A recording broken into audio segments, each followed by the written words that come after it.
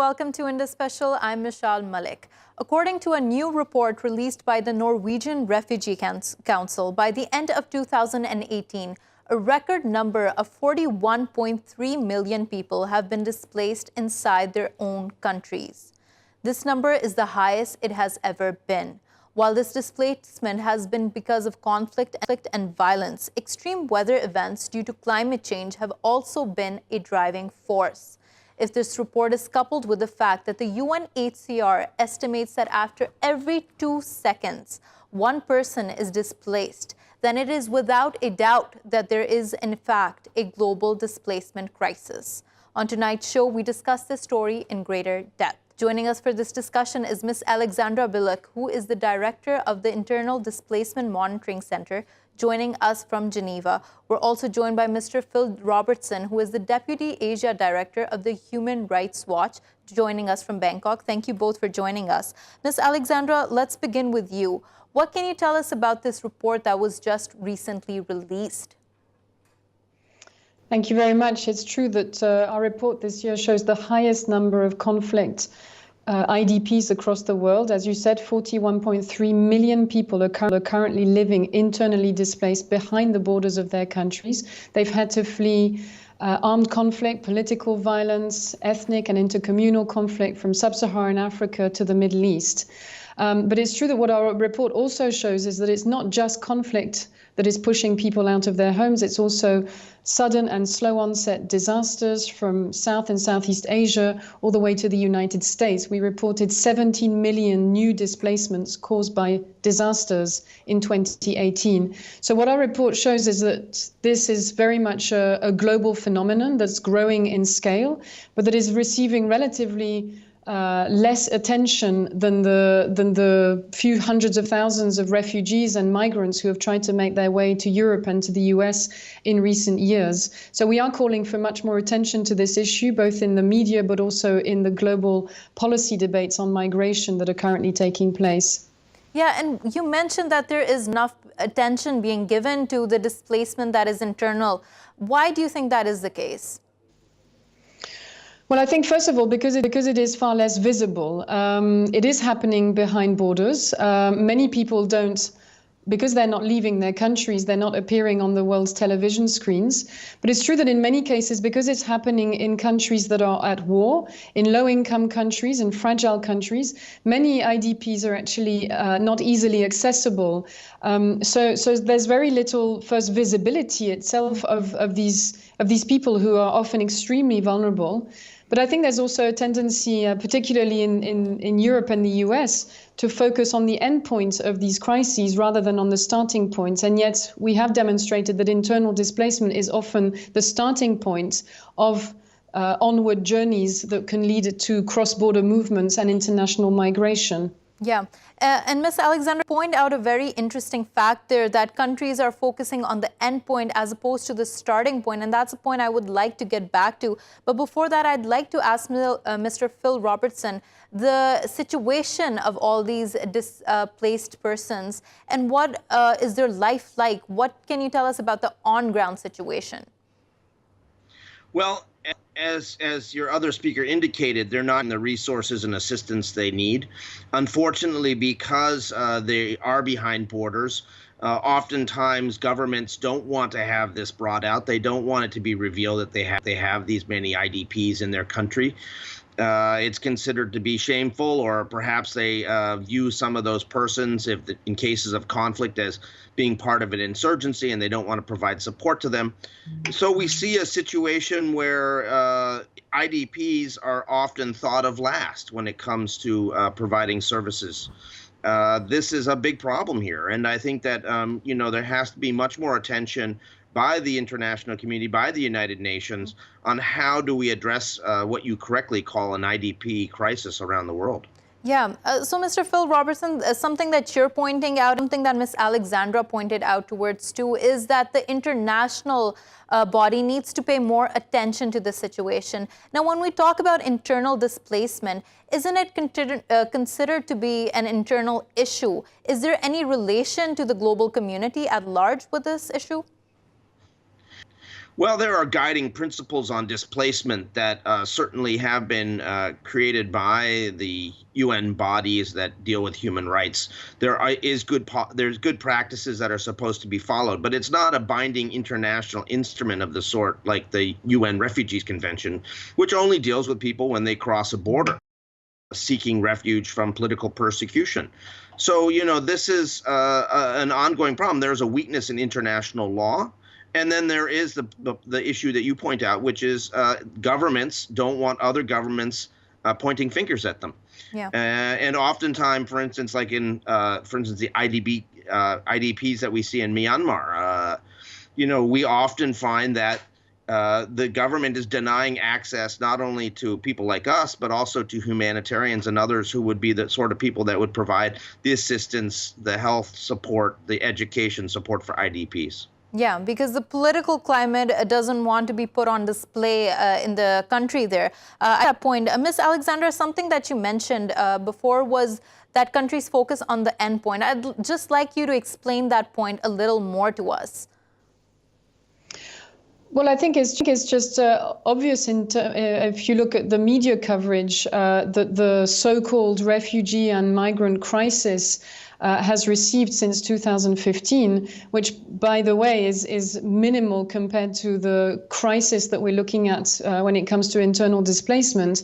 And so it does show that much of the attention and the political rhetoric that's been focused on refugees and migrants has been driven very much by a sense of anxiety at people arriving at our borders in the US and in Europe. But we are invoking a sense of human decency, that we should care as much about people who are becoming displaced inside their countries as those who are trying to make their way to safety in industrialized countries. And in fact, what our research shows is that IDPs are extremely vulnerable in many circumstances. We are looking at generations of children who are whose education cycles are being disrupted, women who are no longer accessing employment opportunities, mental health impacts of prolonged displacement. In many cases, internal displacement is not something that is short-term or easily resolved. It tends to be prolonged over long periods of time. So we are looking at a massive humanitarian impact on individuals and on communities, but also a socioeconomic impact on countries themselves. So not addressing this issue and not integrating it into a wider debate on international migration, I think, is a real mistake. Yeah. And Ms. Aller, just going back to the report, something that was also highlighted there was that returning people who try to return back to their homes are confronted by a number of different set of problems. It can range from health to education. Tell us more about that. What happens to people when they try to finally return back home? And what is the difficulty in that? No, absolutely. We saw large waves of returns in 2018. We received a lot of reports of IDPs, refugees as well, but mostly IDPs returning back to their homes and their villages of origin from Syria to Iraq, but also across sub-Saharan Africa, as well as in Afghanistan. But what we found was that we were getting very little information about the conditions in which these people are returning. And we fear that many of them right now are returning to areas that are still very insecure. Across Iraq, a lot of the return areas are still filled with mines. They need to be cleared. They need to be made habitable, which is not the case right now. Many people are returning to destroyed cities, to damaged infrastructure where there are no more services available. We've even had reports of people who, once having returned to their homes of origin, realized that there was nothing there and actually returned back into their IDP camps where there were paradoxically more services available. So we're looking at physical movements of return, but that are very unsustainable and that are going to lead to onward displacement, but also to possibly more waves of insecurity and vulnerability. So we are calling for a better monitoring of these returns over time, so that we don't just consider someone having returned to their area a sort of done deal, so that we don't wash our hands of them.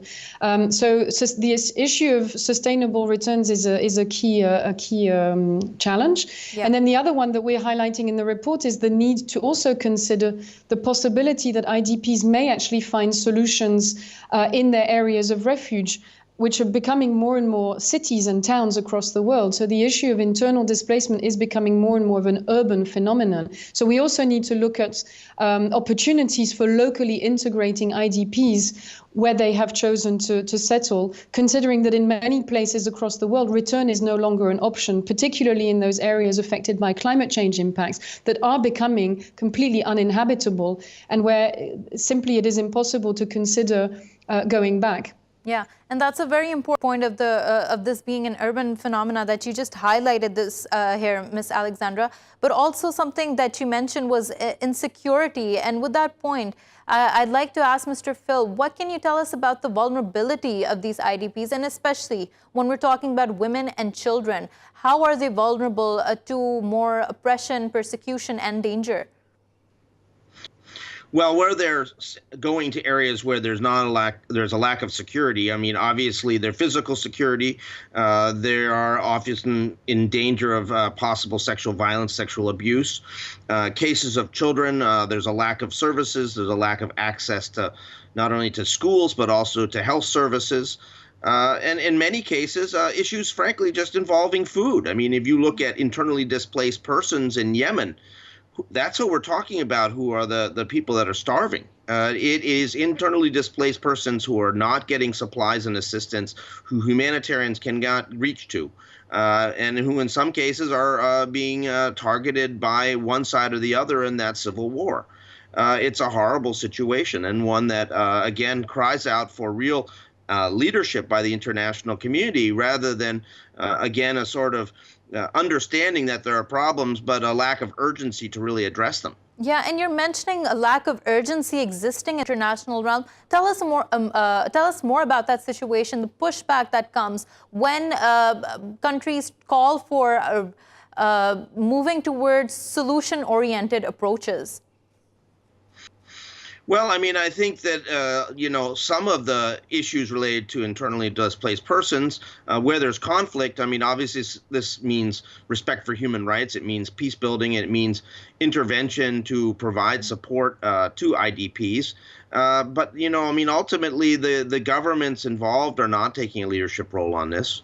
We're seeing not even with the refugees, which is a smaller number than the number of IDPs, the UNHCR is not getting the resources it needs. It's really rather frightening that, the size of this IDP crisis has really flown under the radar of the international community. And our view is that the UN should be convening urgent actions to find ways to address this, to come up with some sort of framework that allows for internally displaced persons to be addressed in the international community, and again, not be hidden behind the borders of countries and hidden behind excuses that sovereignty means that you cannot intervene. Yeah. And Ms. Alexandra, whenever we're talking about the migration crisis, the IDP crisis, there seems to be an international conflict fatigue, that you're tired of hearing about all the numbers. But why is it important? And tell us also about how this report does it, to humanize the lives of all these people who are being displaced, who are having to flee their homes. Why is it important to paint a human picture? Well, you're right. It's true that the numbers are absolutely staggering every year. And I think it's easy to slip into a frame of mind where we just look at the numbers and we feel helpless looking at the numbers. And what we try to do with our report every year is to infuse the stories of individuals and communities to illustrate many of the points that we have to make, and many of the trends analyses that we present.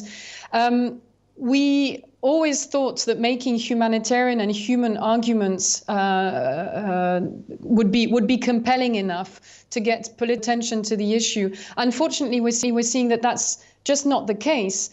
So we have started making also different types of arguments, like the economic argument that I spoke about earlier, demonstrating that large caseloads of IDPs over long periods of time on a country's territory is going to have a financial cost as well as a human one, and is going to be a break on the development trajectories of many of these countries. So looking at it from the perspective, for example, of the SDGs, the Sustainable Development Goals, and the commitments that many of these countries have made under those global frameworks for 2030, I think could be a way of pointing out the urgency of addressing, not just on the solution side, not just responding to the issue, but also preventing it from happening in the future. Because ultimately, not doing that is going to prevent countries from reaching their objectives, not just under the SDGs, under the Paris Agreement for climate change, under the Sendai Framework for disaster risk reduction, the New Urban Agenda. I mean, there are all sorts of global policy frameworks out there that exist and are at risk of not being implemented by 2030. And internal displacement cuts across all of those policy frameworks. Yeah. And that's a very important point that you mentioned here, that the SDGs that have been set out as a global framework that countries must aspire towards, that is going to be completely undermined if we don't pay attention to the situation. Thank you so much, Ms. Alexandra Bilak, for joining us and talking to us. Continuing the conversation with you, Mr. Phill, when we're talking about the SDGs and we're talking about the situation with the refugees, the migrants, and the IDPs, let's focus a little more on the children. How many children and how is this are out of school? How is this losing a complete generation of people? Tell us more about that. Well, you've put your finger on a very important issue, that the education of children and the ability to have children contribute back to the economy, ultimately as adults who have been educated, is very important here. And when you talk about children who are IDPs, oftentimes you end up with situations where they're not getting enough food, they're not getting health support. If there's someone sick or hurt in the family, they have to go work. So you end up with a child labor problem. You end up with other issues connected to vulnerability of children and abuse of children. I mean, the situation spirals out of control. Children are often the most vulnerable of these populations, and unfortunately, they're not getting the protection they need, and governments need to realize that these are the future of their country. They have to find a way to ensure that internally displaced persons are allowed to go home, that demining takes place, that services are provided, that development takes place. I mean, I think all these issues are all bundled together, and children, I think, are the most vulnerable group who are affected by this crisis. Yeah, and Mr. Phill, not just IDPs, even the UNHCR claimed that amongst the 25.4 million refugees, over half of whom are under the age of 18. So half of these refugees are under the age of 18. Is there any international conversation regarding this? Just the children here, what they're facing? Are there any conventions out there just to protect the children? We're talking about children who shouldn't be considered to be citizens of one state, but just, a global responsibility. Well, it's good that you put it that way, because, in fact, all the nations around the world except one have ratified the UN Convention on the rights of children. And that convention provides the rights of children in terms of issues of expression, right to family, right to access to education, right to health services, a whole gamut of rights that need to be protected for children. And quite frankly, the international community is falling down on the job. I think that, we need to find a way to create new innovative financing mechanisms that will allow for support for IDPs and that will enable governments that want to actually deal with these issues rather than sweep them under the rug, get the resources they need to try to, assist IDPs and ultimately allow them to return home peacefully and restart their lives in their original place that they came from. Yeah, and hold on to that point, Mr. Phill, while we're also by Mr. Karl Schembri, who is the regional media advisor in the Middle East with the Norwegian Refugee Council. He's joining us from Jordan. Thank you so much for joining us, Mr. Karl. So, Mr. Karl, something that this report, the Norwegian refugee report that came out also stated was it highlighted the case in Afghanistan where there was displacement, of course, because of conflict, but also because of climate. But we often hear more about the conflict aspect and less about the climate aspect. Why do you think that's the case? Well, that's interesting because we do hear more about it in the media, presumably because conflict generates more interest than the natural disasters. It's not easy to tell, but at the same time, the conflict crises tend to get less funding than natural disasters around the world. So it's a bit of a paradox, really. There seems to be less sympathy for people going through a war, especially when it comes to private donations and people feeling a sense of empathy. And we see this when we see the outpour of refugees, for example, from Syria, who reached Europe, and there has been tolerance levels, not even acceptance, but tolerance of these refugees has gone down and fueled some very hardcore, hard right-wing rhetoric against refugee sentiments.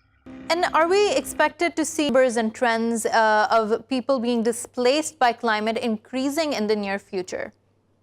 Everything points to that direction. The truth is that while the climate keeps getting warmer and more people are at danger of displacement, it is potentially going to lead to even further conflict because there will be wars and battles for resources. So it is going probably to be both of them combined. The more the natural resources get depleted, the more the people around the world will be subject to conflict around water, for example, which is one of the most endangered resources that we have right now.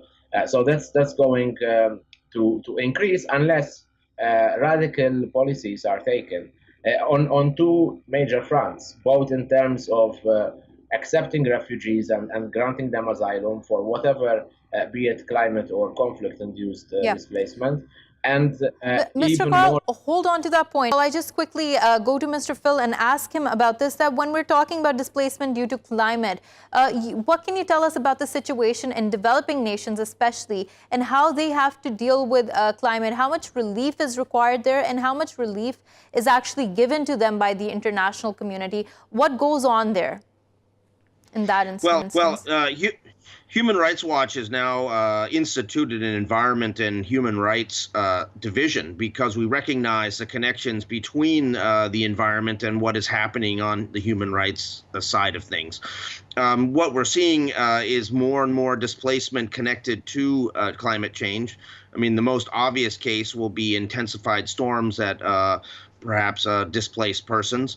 Our view is that, the Norwegian Refugee Council spokesperson said very clearly that, there needs to be more attention paid also to people who are displaced because of climate.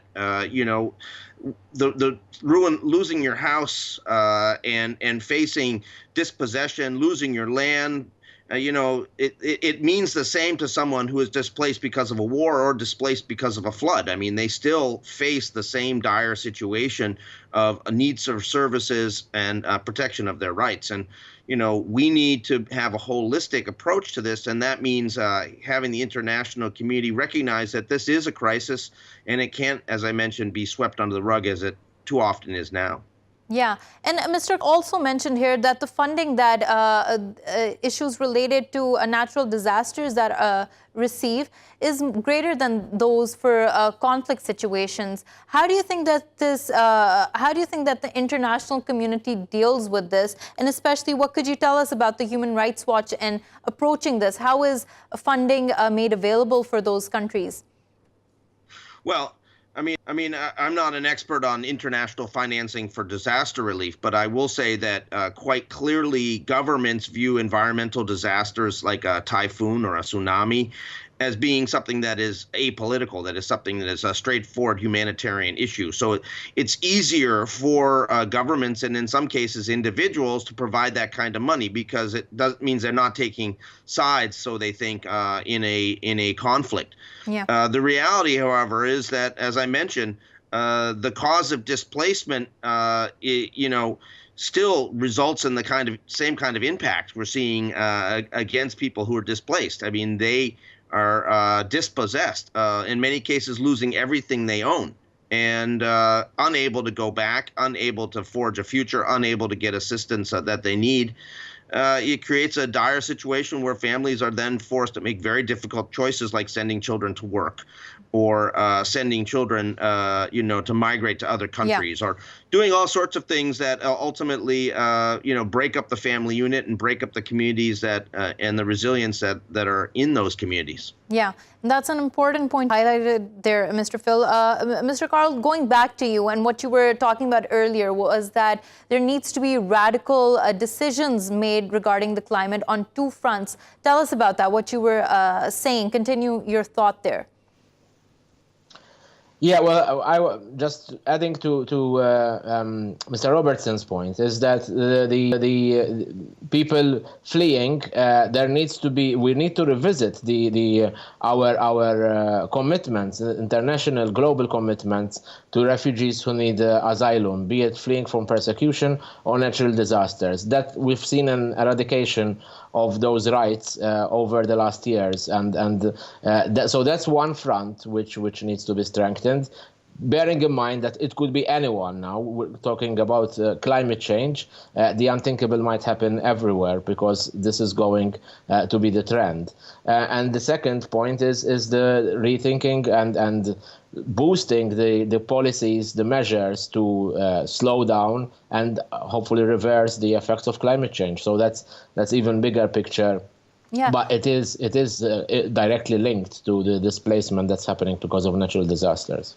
And we're hearing about a lot of alarming regarding climate change coming out here, Mr. Karl. But the question is, are there any meaningful steps being taken to actually implement policies that can have, as you are saying, radical measures or radical implications?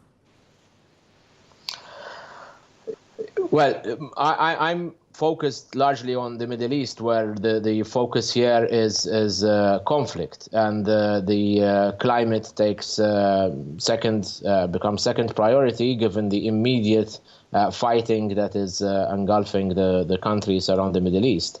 Globally, of course, there are people who are better placed to comment on that. I know that there's too little too late at a global level in terms of the measures that are being implemented. Mr. Karl, to reduce. let me phrase that question here. Since you have specified that you are better to deal with questions regarding the conflicts taking in the Middle East, do you think that international governments are making a clear effort to realize the humanitarian crisis that is unfolding in the Middle East, and with all these conflicts, they're trying to they're trying to make meaningful dialogue in order to try to find solutions to the issue and not just exacerbate the situation?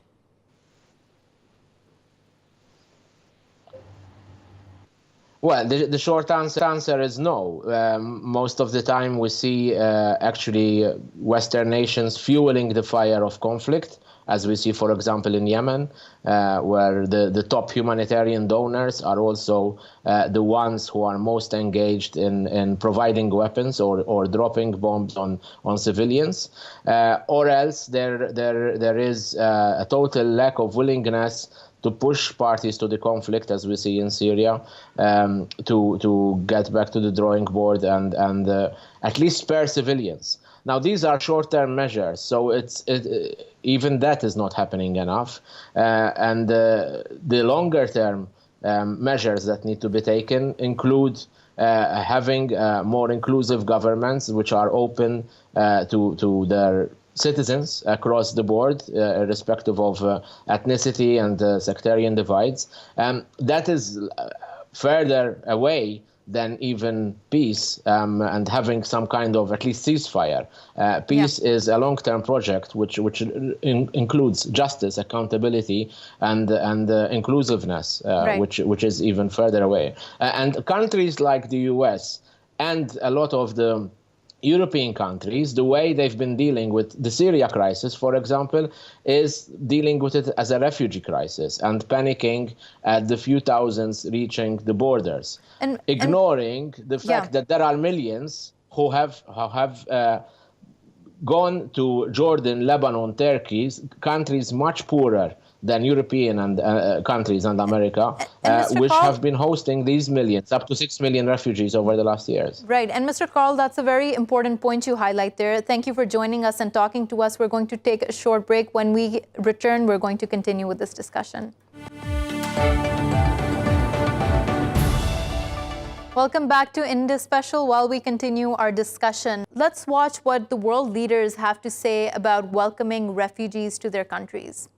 I think that uncontrolled migration is not in the interests of the migrants themselves. It's not in the interests of refugees, who may find that they see less support as a result. It's not in the interests of the countries that people are coming from, travelling through or trying to get to. The United States will not be a migrant camp, and it will not be a refugee holding facility. Won't be. As Turkey, we share a borderline of 910 kilometers with Syria. There's no other country around the world like Turkey. And Iran is suffering a great deal as well. And the rest of the world should understand where we're coming from. And the world doesn't seem to understand where we're coming from. Now we're joined by Mr. Fadel Abdul Ghany, who is the founder of the Syrian Network for Human Rights. He's joining us from Doha. We're also continuing our discussion with Mr. Phill Robertson, who's the Deputy Asia Director. Thank you both for joining us on this conversation right now. Mr. Fadel, when we are trying to talk about the refugee crisis, the migrant crisis, the IDPs, and you having worked closely with the Syrian refugees, tell us and paint us a picture of the humanitarian crisis and from a very human lens here. What is happening on the ground? Syria is the worst in all around the world, as the UN announced and as several human rights international organizations announced as well. Why is that happened? Is now it's more than Palestine refugees. The IDP in Syria amount now to be about 7 million. Out of Syria, the refugees is 5 million. So half of the Syrian population is forced displaced. The refugees and the IDP is forced displaced, because what is the reason and what is the root of this displaced is mainly the violence from the government, from the Assad regime itself. Those types of violence and violation lead to the IDP and lead to refugees. What is the situation of those? We can imagine that barrel bombs throw from the regime helicopters or airplane, a war airplane, and destroy their houses. A lot of refugees lost even their ID, their documents. So they fled out of their villages and town only with their clothes, with some goods with them, and they become refugees. Some of them lost millions of dollars actually when their shops destroy and their markets, their cars. So they lost everything, and some of them before was a rich person and now he became so poor. So we need also to imagine their physical situation as well. And also there is other types of refugees who become threatened or his wife raped, or like some of the women, mainly 60% from the IDP and the refugees are women and children. So their husband may be arrested and be forced disappeared by Assad regime, So all of those crimes and continuous crimes, these are almost now 8 years from continuous crimes, which is amount to be crimes against humanity. It's systematic. That lead to continuous wave of refugees and IDP. What's happened now in Idlib, from shelling, from even targeting the hospitals, that will lead to other waves of refugees and IDP. Right. And Mr. Fadel, on that point, you've painted a picture of a humanitarian crisis here. And something that I want to ask Mr. Phill here is, how can the global conversation or the global narrative regarding refugees and migrants change? Because what we've been seeing is, with the rise of the right-wing populist governments, there is a dehumanization, demonizing these refugees. How do you think that conversation needs to be changed? Well, I think that it goes back to the issue of putting a face on this crisis. I mean, various people demonize others, people coming from other countries, because they say that these people are trying to invade, they're trying to take our jobs, or they're changing our way of life. But the reality is, most people, once they get to know a refugee, they recognize that these people are hardworking, they're industrious, they're honest, they're just trying to make a new start for their life. Many of the greatest thinkers, in countries like the United States and Europe have come from somewhere else. And they are people who, in my view, given a chance to establish themselves, the children and the grandchildren go on to be leaders of these countries. And it's an important understanding that this is now becoming a really global planet. I mean, with air travel and the effects of climate change affecting us all, people have to recognize, and governments have to press them to understand, that you can't be divided by borders in the way that these populists would like us to be. Yeah. And Mr. on that similar point, do you feel that, witnessing the trends, do you feel like there are more and more refugees out there and less countries willing to take them in? Of course, we noticed that, actually, unfortunately. So that lots of the Syrian refugees, some of them taking boats, taking risk, actually, in order to reach to the safe place. Some countries close their border as well.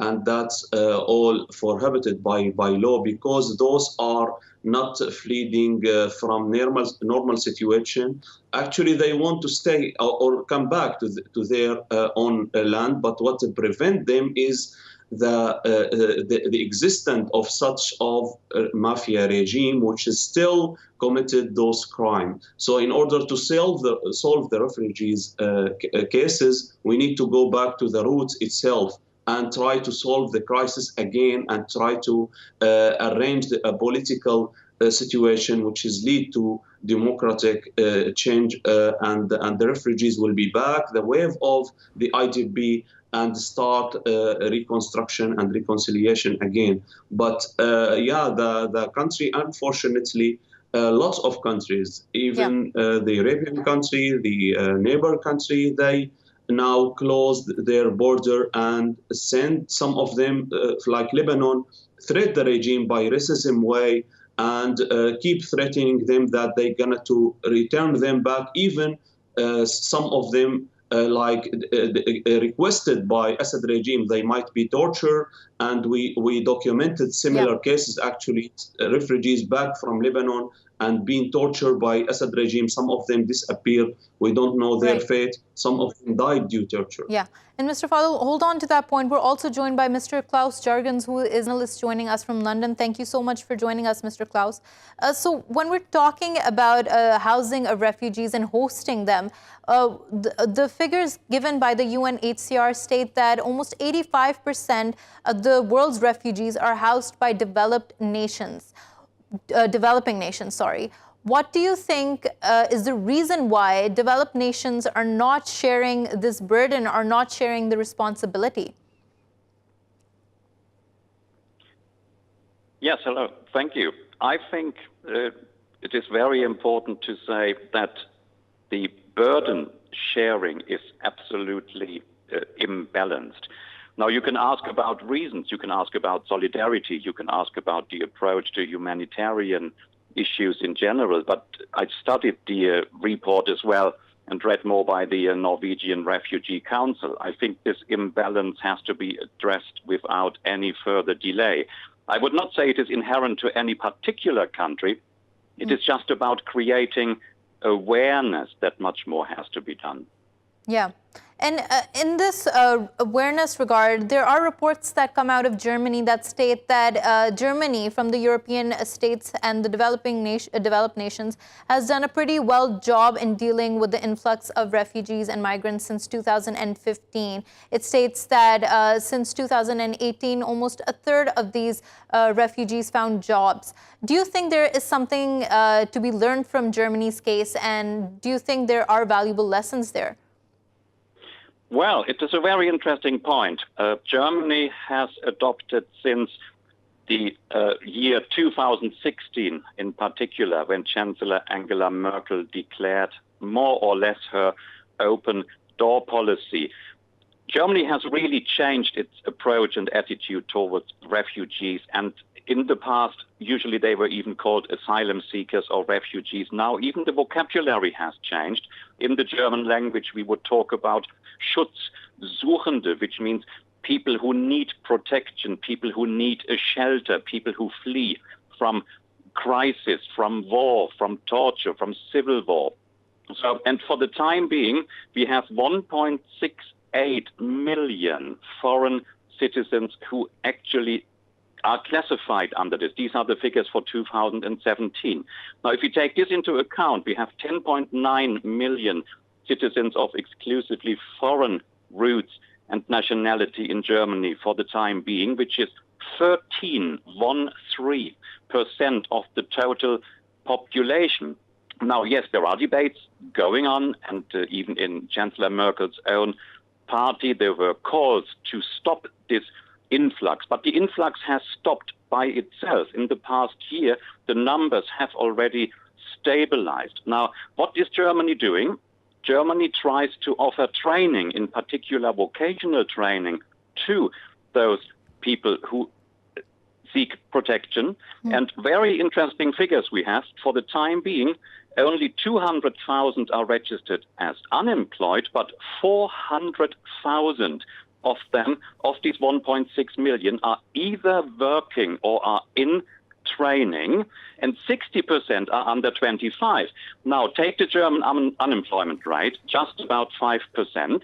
There is a high demand for skilled labor. The German labor market is actively looking new staff. Now, here comes the big advantage. A trained and skilled migrant or refugee or a person, ein Schutzsuchender, will be highly welcome over time. And we already talk about the measurable impacts on the German economy if we now take EU migration into it.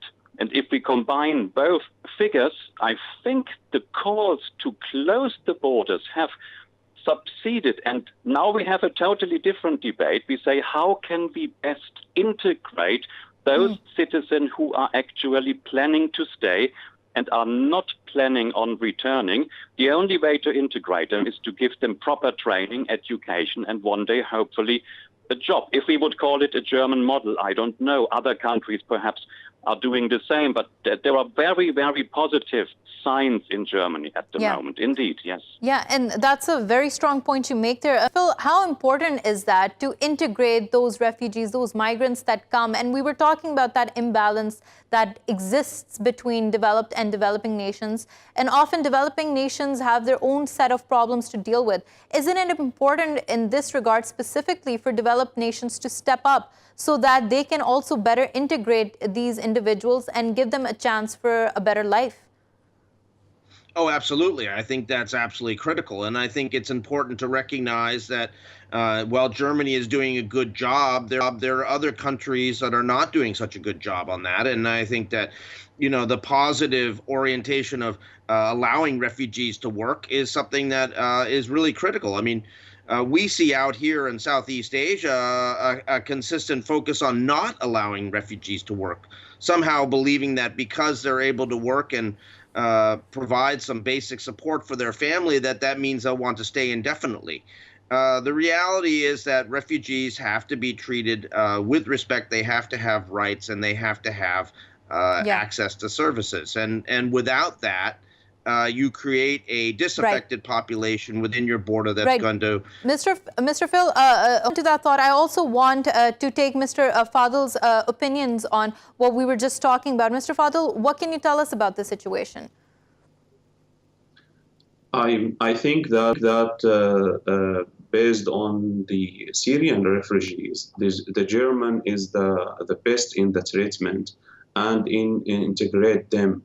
Then the Sweden, then the France. So here we always compare between the state, how it's dealing, how it's allowing them to work, how they providing to them sometimes maybe even nationalities if they achieve something actually. That also enhance the refugees themselves to stay, to establish to work, to start actually build and to start develop their experience as well. Lots of Syrian actually being doctors or engineer or even before they have their own trading, so they are well skilled people. And the German newspaper keep actually publishing about the successful of the refugees. That also encourage the local society to treat well with the refugees themselves. So if the politician and the political at the strategic level dealing well with the refugees, that will be reflected on the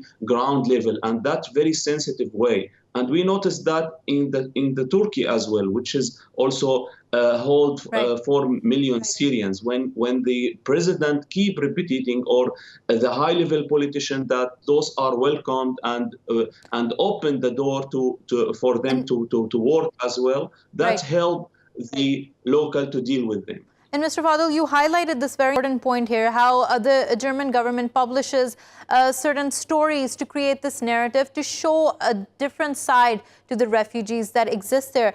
Mr. Claus, on the international front, what do you think, what policies need to develop in order to create more coherent strategies in order to make sure migration is safe for these refugees especially?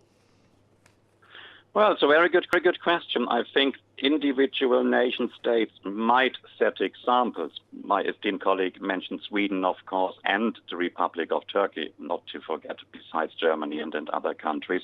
I think it could be a task either for the European Union, if it gets its act post-Brexit together, or actually for the United Nations. You need to come up with a coherent set of guidelines. What would a humanitarian, a human approach towards dealing with people under huge stress and trauma if they manage to survive? How can this be done? And my colleague said, in order to give a person this interest and this being proud of and in life back, you must integrate them into their new host society. How do you do that?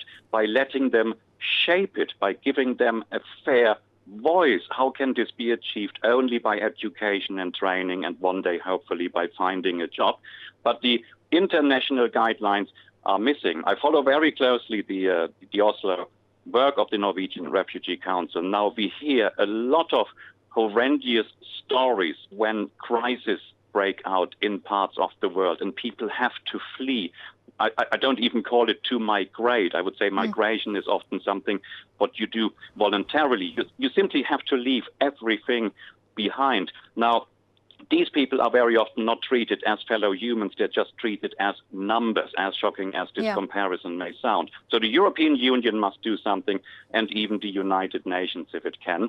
Closer to home, it would be very nice to see bilateral cooperation. And I think, if I have half a minute longer, my colleague mentioned the case of Turkey. Now, Turkey is definitely setting examples in this regard with humanitarian aid. Right. But it is not only about the aid. They actually allow them to participate in day-to-day activities. They were the first to issue prepaid bank cards to show people you are not only giving handouts away, making people even more worried, but actually allowing them to go shopping like everyone else. This may be a very, very small step, but I think it's a huge But it's a very sign important step. Yeah, and with Mr. Claus, that's a very important point you made about how to integrate those people who are fleeing their homes essentially into a new life, into the new community they have come to. It's not just enough to say that you are giving them refuge. You have to work towards assimilation. Thank you so much for joining us, Mr. Claus, and talking to us about this. Thank you, Mr. Fadel Abdul Ghany, for joining us. Thank you, Mr. Phill Robertson, for joining us. Thank you for watching Indus Special. We will see you again tomorrow with more stories. Till then, goodbye and take care.